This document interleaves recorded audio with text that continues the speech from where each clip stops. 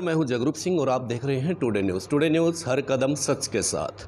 फिलहाल डुमरखा गांव में है और पूर्व केंद्रीय मंत्री चौधरी वीरेंद्र सिंह जी हमारे साथ हैं। खास मुलाकात है, बातचीत करवाते हैं आपकी। सर नमस्कार। सर सबसे पहले तो दीपावली की आपको हार्दिक शुभकामनाएं। आप सभी आपके दर्शकों को, आपके जो चैनल से जुड़े हुए लोग हैं, उनको भी मेरी तरफ से दीपावली की बहुत बहुत शुभकामनाएं। वीरेंद्र जी उचाना पहुंचे हैं और उचाना के कई गांवों में जैसे पंचायत के चुनाव चल रहे हैं, सर्व समिति बनी है और ऐसा माहौल शायद पहली बार बन रहा है कि आपसी भाईचारा जो मजबूत हो रहा है उचाना में। इस विषय पे क्या कहना चाहेंगे? आपके पास भी जानकारी होगी, काफ़ी सारे गाँव में सर्व समिति बनी है। देखिए, ये एक सोच है जो आहिस्ता आहिस्ता हमारे जो ग्रामीण प्रवेश में बनी है, और उसका सबसे बड़ा कारण ये है कि आप ये मत समझो कि ये क्यों बनी है। इसके कारण अनेक हैं जी। एक कारण मैं ये भी सोचता हूँ कि सिर्फ गांव को राजनीतिक तौर पे पहले राजनेता बांटते थे जी। अपनी वोटों को साधने के लिए। अब गांव का आदमी ये समझने लगा, खास तौर पर युवा वर्ग, कि हम किसी नेता या किसी राजनीतिक पार्टी के दबाव में अपने आप को एक तरीके से गांव में इकट्ठा ना रख सकें, ये हमारी हार है। इसलिए उसका रिएक्शन है ये जी। कि हम इकट्ठा होके गांव की भलाई के लिए काम करेंगे। और दूसरा, आपने ये भी देखा कि जब से हरियाणा में बेशक इसको गलत भी कहा गया हो, लेकिन जब से ये तय हुआ कि कुछ पढ़े लिखे लोगों को ही चुनाव लड़ने की अनुमति होगी, तो उससे कुछ सुधार भी आया है जी। और पिछले चुनाव से इस चुनाव में जो सबसे बड़ा सुधार मैं ये देखता हूँ कि लोगों ने ये भी माना है कि चुनाव लड़ेंगे तो लाखों रुपया खर्च होएगा। और लाखों रुपए का मतलब ये है कि जब काम कराएगा पंचायत तो उसमें उसका ईमान भी डगमगाता है, और ईमान डगमगाने से बेशक कोई आदमी पैसा इकट्ठा कर ले, लेकिन आत्मा की संतुष्टि कभी नहीं होती उसको। उस बात को हमेशा वो उसके जहन में रहती है कि मैंने बहुत बड़ा गुनाह किया है। तो ये भी एक कारण है।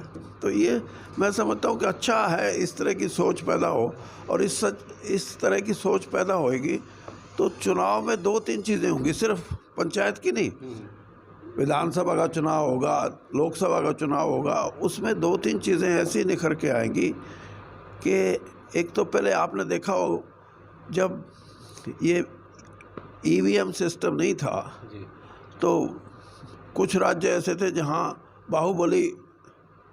अपने बाहुबली को लोग खरीदते थे और उनसे वायलेंस करवाते थे, हिंसा करवाते थे, और वोटों की बूथ कैप्चरिंग होती थी ईवीएम से। उसके ईवीएम को मैं पूरे तौर पे अच्छा भी नहीं मानता, लेकिन उससे एक बात हुई कि वो बाहुबली का युग ख़त्म हुआ। बिल्कुल। अब ये जो पंचायत का जो ट्रेंड आया है, इसको आगे देखना, इसको और बल मिलेगा। और बल मिलने का मतलब ये है कि पंचायत हो, विधानसभा हो, पार्लियामेंट हो, अगर उसमें पैसे की बहुतायत जो है वो कम होएगी, उतना ही स्वस्थ प्रजातंत्र हम कायम कर सकेंगे। मेरा अपना ये मानना है। जी जी जी। त्योहारों का सीज़न चल रहा है, साथ में इलेक्शन का सीज़न चल रहा है। आप सेंटर में मिनिस्टर रहे हैं, ठीक उसी प्रकार हिमाचल में भी चुनाव है, गुजरात में भी चुनाव है, और उपचुनाव आदमपुर का आप देख ही रहे हैं। अब आपकी दृष्टि से क्या लगता है, अब की बार क्या समीकरण बनने वाले हैं हिमाचल के अंदर या गुजरात के अंदर? क्योंकि आम आदमी पार्टी ने राजनीति में आने के बाद कहीं ना कहीं दो तीन पार्टियों का समीकरण बिगाड़ा है। देखिए, जहाँ तक गुजरात की बात है, गुजरात का वोटर देश के दूसरे वोटर से अलग है, क्योंकि गुजरात के वोटर की मानसिकता में दो सबसे मुख्य बिंदु हैं। एक तो वो, मैं ये कहूँ कि बिजनेस माइंडेड है, कमर्शियल उसकी सोच है। कमर्शियल सोच का आदमी कहीं ना कहीं उसके मन में डर भी होता है, कहीं ना कहीं कुछ खो जाने का भी डर होता है, इसलिए वो स्टेटस कोइस्ट है। वो मतलब असर्ट करने में कहीं ना कहीं वो पीछे हटता है। अगर असर्ट करता है तो परिणाम अलग आएंगे, और अगर वही सोच रही कि नहीं जैसा है ठीक है तो परिणाम अलग आएंगे। हाँ, हिमाचल के बारे में मैं, क्योंकि हिमाचल का मैं जब मैं कांग्रेस का महामंत्री था तो हिमाचल का मैं इंचार्ज था। हिमाचल का वोटर बहुत ही मैं ये कहूँ कि उसकी तुलना में एक संत से करूं तो कोई कम नहीं है। वहाँ मैं आपको बताता हूँ मैंने अपने समय में वोटरों को पैसे देने के लिए कहा अपने हाई कमांड से, और मैं हाई कमांड से पैसे ले भी आया। आप हैरान हो गए कि जिस को मैंने पैसे भिजवाए सब ने वापस कहे कि हम पैसे के से वोट नहीं, ना तो आपका देंगे ना और किसी का देंगे। मुझे इतनी खुशी हुई और मेरे मन में हिमाचल के वोटर के प्रति इतना सम्मान बढ़ा। और तभी मैं कहता हूँ कि देश में बेशक लोग कहें कि जी अनपढ़ लोग हैं, ये हैं वो हैं, लेकिन हमारा वोटर कोई मुकाबला नहीं उसका।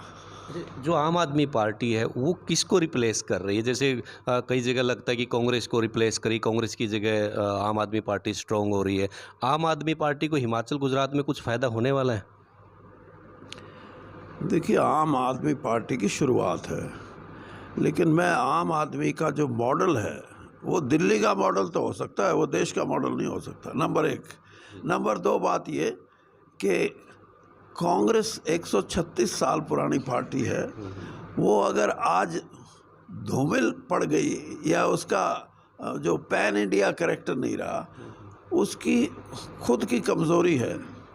अगर कांग्रेस पार्टी आज भी असर्ट करे तो आम पार्टी का तो कहीं उस तरह का स्वरूप है ही नहीं।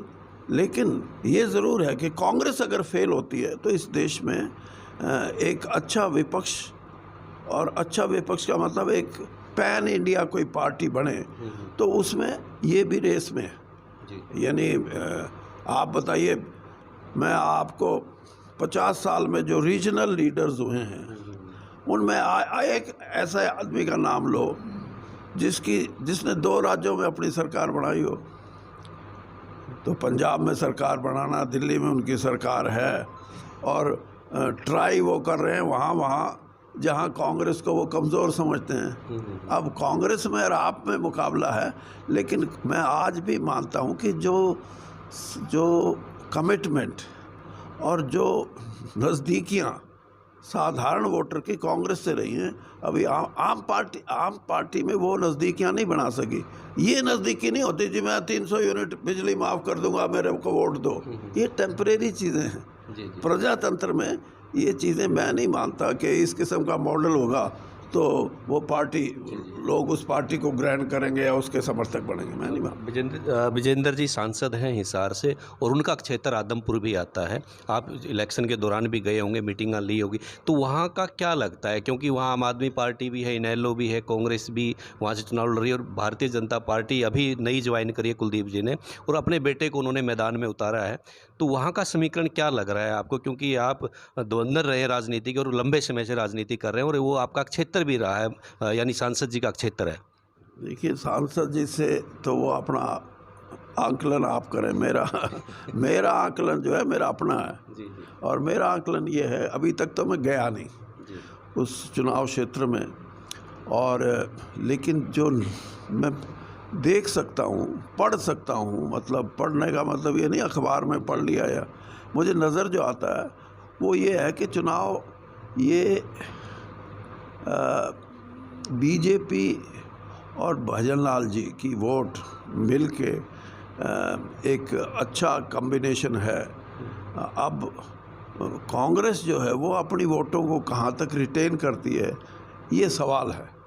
और मेरे अपने आंकलन में मुझे लगता है कि अभी दिवाली के बाद और तस्वीर साफ़ होएगी, और फिर पता लगेगा कि लोगों का रुझान क्या है।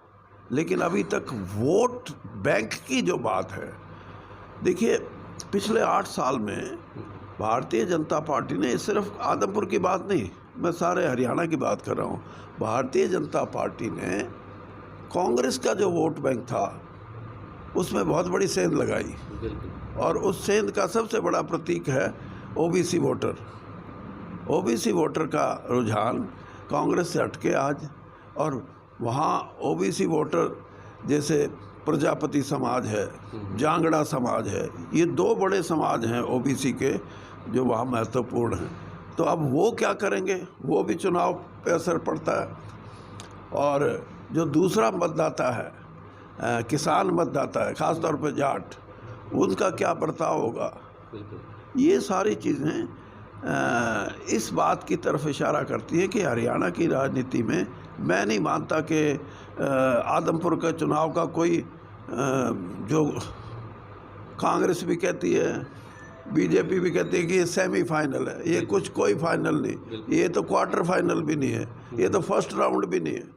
इसका कोई 2024 के चुनाव में कोई परिणाम पे असर नहीं पड़ेगा। बिल्कुल, ये एक एक्सरसाइज है और वो लोकल लेवल की है। बिल्कुल, समीकरण चेंज होते रहते हैं राजनीति में। उचाना की बात कर लेते हैं, किसान सदन का निर्माण हो रहा है, वहाँ क्या क्या कार्यक्रम चलने वाले हैं और उचाना के हमारे क्षेत्र को उससे क्या फ़ायदा मिलने वाला है? देखिए, एक तो सबसे बड़ी बात यह है कि उचाना में ना तो कोई इतनी बड़ी धर्मशाला है जी, बिल्कुल, जो कोई भी बाहर से कोई आदमी चल के आए और उसकी कोई रिश्तेदारी ना हो, कोई जान पहचान ना हो, तो कोई तो रुकने की जगह हो। तो एक तो किसान सदन में हम ऐसी धर्मशाला बनाएंगे जो सेल्फ सफिशिएंट हो। वहाँ हम कोशिश ये भी करेंगे जो आया उसको खाने का भी इंतज़ाम करें, और वो भी फ्री। और इसके साथ साथ जो दूसरी बेसिक चीज़ें हैं वो भी उचाने में अभी तक मुझे नज़र नहीं आई। और उसका जैसे आजकल कोचिंग, बच्चों की जो एक लगन है बच्चों में कि हम कोचिंग के माध्यम से सरकारी नौकरियों में हम अपना स्थान बनाएं, वो कोचिंग सेंटर के लिए भी हमने प्रावधान किया है। मैं तो यहाँ तक कहता हूँ, अभी भारत सरकार ने 22 सैनिक स्कूल बनाए हैं, उनमें 6ठी जमात में एडमिशन होता है। तो हम यहाँ कोशिश करेंगे कि उचाना क्षेत्र के जो 50-60 गांव हैं उनका कोई ऐसा एक अध्यापक हम लें जो उनको 5वीं 6ठी के बच्चों को तैयार कर सके सैनिक स्कूल में एडमिशन के लिए। जब वो वहाँ जाएंगे तो हमारे बच्चे सिर्फ सेना में भर्ती होकर सिपाही और हवलदार नहीं बनेंगे, बल्कि अफसर बने, कमीशन्ड ऑफिसर बने। इसी प्रकार से ई लाइब्रेरी बनाने का हमारा विचार है। और एक इससे भी बड़ी बात यह है, बैंक्वेट हॉल भी हम उसमें बना रहे हैं, जिसमें कोई ब्याह शादी के लिए कोई ऐसा हो तो कम्युनिटी, जैसे सरकार ने कुछ बनाए अच्छे, छात्र में आप देखना कम्युनिटी सेंटर बना है, बहुत बढ़िया। इसी तरह बुडान में बन रहा है।